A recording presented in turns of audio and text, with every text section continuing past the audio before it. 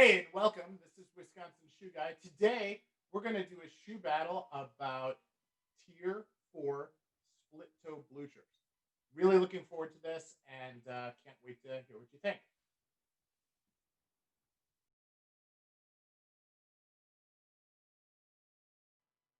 Welcome to Wisconsin Shoe Guy. Here we do unboxing videos, we discuss general shoe knowledge, we do worth the price videos as shoe reviews, and we will do shoe battles, comparing shoe to shoe so that you can understand the differences. I also speak to experts in the field. Well, hello. So today we're going to do something really kind of different. We're going to do a comparison or a shoe battle between all of my Tier 4 split toe derbies. So, what is a split toe derby?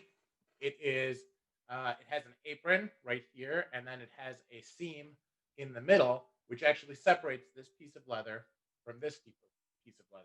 You'll have different types of split toe derbies. There's the split toe derby that has the full derby length, which is the facing is actually attached to the heel, like it is here with this piece, one piece of leather. Then you also have a blucher, which this piece is one piece of leather attached to the heel, and then the piece here is actually sewn on, creating the blucher. Now, this is more of a hole cut. This piece here is more of a traditional blucher because you can actually see it sewn. On this one, it actually just is a seam that they do, and they call it a faux blucher. So anyway, that is what a split toe is. So let's talk about, first of all, a Tier 4 shoe is under $375. So these are all shoes that are going to fit into that parameter, or brands that fit into that parameter. And we're going to take a look at specific shoes that may fit into that. So I have three different shoes from Meermin.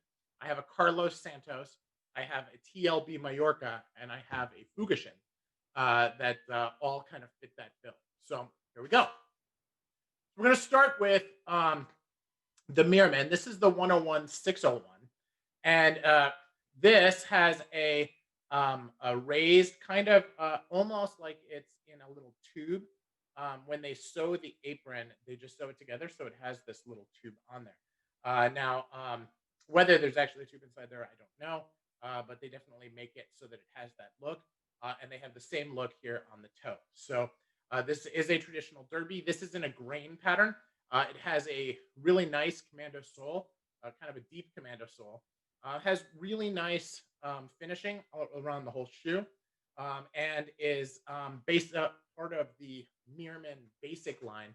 So this shoe costs around $200.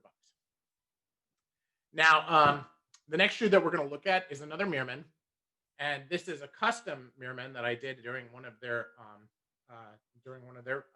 events, and this is a whole cut piece. It actually has caps put on the heel, right?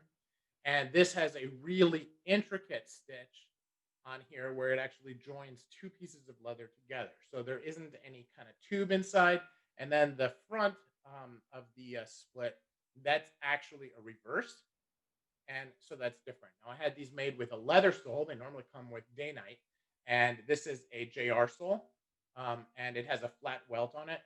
Also, really, really good finishing. If you look at the finishing on this, just the fudging itself, and you compare the two, this fudging wheel is very fine. This fudging wheel is very, very rough. So it's a very different.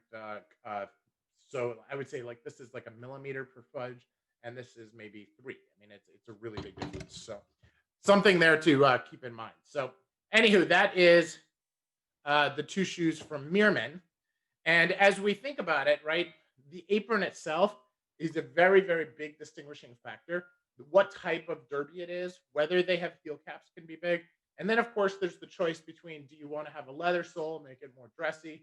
Do you want to have a thick rubber sole like this, very casual, or like a day-night rubber sole, which is in between? And that's a way of looking at it. Now, you also have greater finishing details, which we'll talk about here in this next one. Now, this is the Fugashin. This is in suede. Now, I was told, or I asked for this to be made in suede kudu, but I'm not sure that it actually was in suede kudu. I've gotten a lot of feedback from folks that say this is actually calf suede. It does feel like half suede, but I'm going to take the maker at their word and assume that this is the only piece of kudu they ever bought for their factory. As we look at this, they did a really nice job with the stitch connecting the tongue and the upper part of the vamp for the apron, and they did a really cool skin stitch here, which is almost invisible. Okay, for the split toe. That's another nice way to do it. Now they do have heel caps on this. The the skiving that they did on the heel cap is not that great, but the overall look is pretty good. What's different about this is really from a finishing perspective is the sole. They did quite a bit more finishing. Now I asked for the sole to be natural, which they did on the side. This is the edge. Okay. Here they actually painted it so that it would kind of match the color of the shoe, which is very cool. And they do have a fiddleback waist on this as well, being part of the hand grade line. Now, this is also a blind stitch connection for the sole, which is the same as the Meermin. The Meermin has a JR sole, which they did not have available at Fukushima. So, but really nice, well-made shoe. Feels pretty good to wear as well. Now, speaking of the skin stitch toe, this TLB Majorca, this is the Owen, actually looks like it doesn't have a split at all. The skin stitch is so nicely done. There is a little bit of wrinkling, which can happen on reverse skin, and they do that really well. Here they have a really cool pie crust apron, which is a different stitch and has a really nice different effect. This is also done in a grain leather. This is like a pebble or Scotch grain, which looks really nice. This has really good blucher, where it's actually a piece of leather on top of it, and it is skived pretty well, so it's not very. It is a more of a delicate transition. It's like about a millimeter thick, so it's fairly good. And their heel cap here also very well done, single piece. And then you get to the sole. They've got a really nice day-night rubber heel on here. It's not day-night brand, but it is the kind of similar with the studs. And then a JR sole, which I requested on here. Now there is a shank in here, and it does have a little bit of a bevel, but this is not a fiddleback waist, and it is quite a wide base as well. So when you look at the two compared, you can see the Fukushin is quite a bit narrower, which is actually somewhat interesting because TLB is known for their very narrow waists, but they're very narrow on their artista line, and this is a mainline shoe.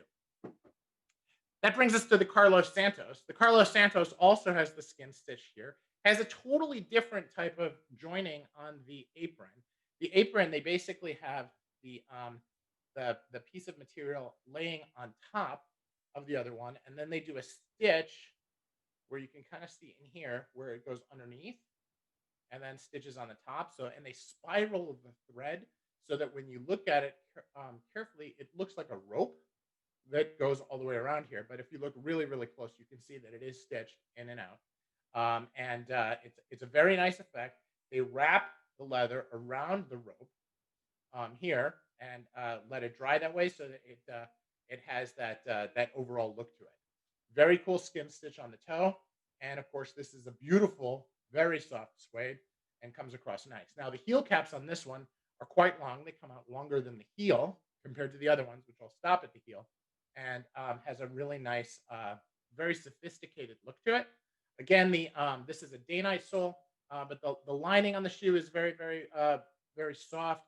This is definitely a veg tan lining, which is even softer than the TLB, softer than the Fugashin, softer than the Meermin, both of the Meermin.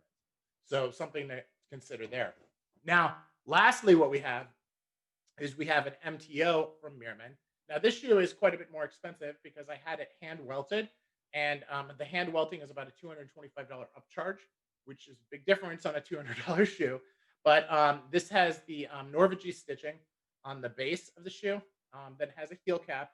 Like Meermin, skiving is not all that great, but something that you should think about is that they did such a good job with the clicking on this that they didn't need to have a seam in the heel at all, which is good. Normally, it's more like the Carlos Santos, which has a small seam at the bottom. The TLB has that seam. The Fugashin has that seam. The other Meermin is actually the same as this one, but this Meermin pair, which doesn't have a heel cap, actually has a patch, so they don't have to be that careful in how they connect it at all. So that's another area that you want to look at. Sorry if I made that a little bit loud. So anywho, now this has a double sole on it. Again, something that I asked for, and a JR sole. Again, not a narrow waist, not a fiddleback, not a beveled waist, just straight.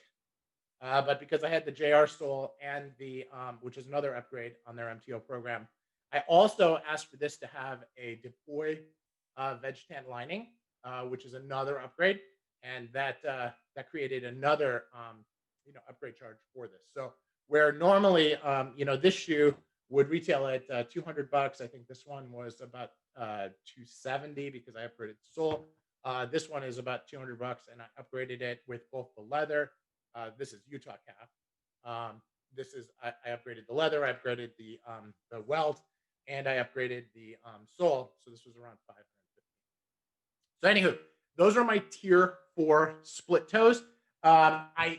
It's difficult for me to say which one is better. I think I illustrated some of the positives and negatives having to do with the shoes, and leave it to you to decide. I tend to gravitate toward the hand welted shoes. That seems to be something that I'm doing more of now. I think it's just something from a comfort level, and I'm getting more into that. But that's just a stage I think that I'm at in my collecting. But I don't want to take anything away from the Goodyear welted shoes, which are all quite good and definitely worthy of note. Thank you.